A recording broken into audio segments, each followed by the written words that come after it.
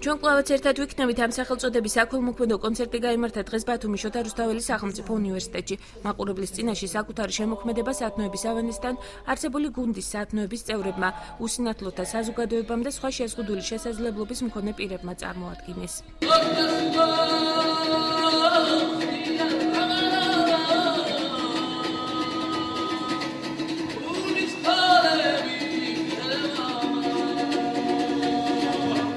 საქველმოქმედო კონცერტში მონაწილეობა ბათუმის მეექვსე საჯარო სკოლის ინტეგრირებული ინკლუზიური ჯგუფის აღსაზრდელებმაც მიიღეს. აქვე წარმოდგენილი იყო მათი ხელნაკეთი ნივთები და ნახატები.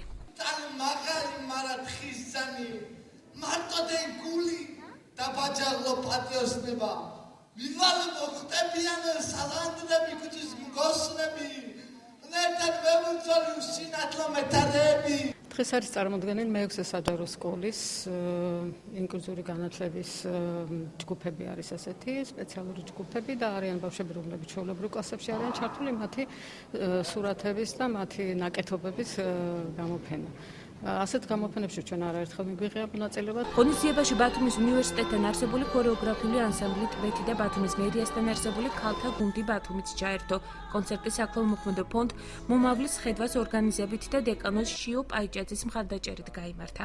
ჩვენი საზოგადოება კიდევ უფრო მეტად უნდა გაიზარდოს სწორედ მოხუცებთან ურთიერთობაში და შეზღუდული შესაძლებლობის მქონე პირებთან ინტეგრაციაში.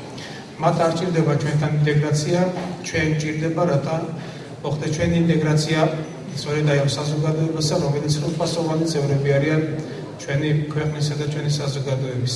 უნდა რომ გაგვეხარებია მათი გული და წარმოგვეჩენია მათი თავი და მიზანიც ის არის რომ ინტეგრაცია და რეაბილიტაცია მოხდეს.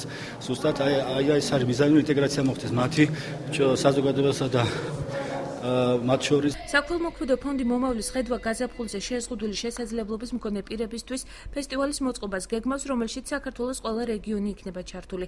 მანამდე კი მათ მხარდასაჭერად ამოქმედებულია ტელეფონის ნომერი 0901 700 326. ზარის ღირებულება 1 ლარს შეადგენს.